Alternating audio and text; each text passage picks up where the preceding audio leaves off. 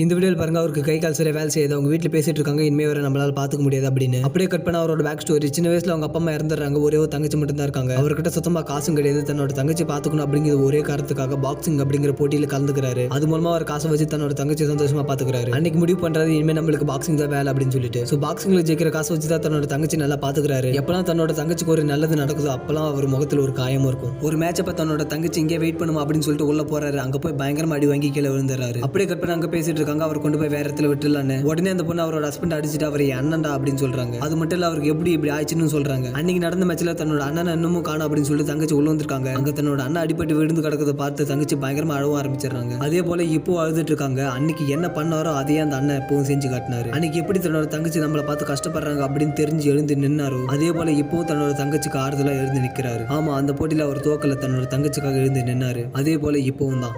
சரி, உங்களுக்கு உங்க அண்ணன் எந்த அளவுக்கு பிடிக்கும் அப்படிங்கிற மாதிரி கமெண்ட்ல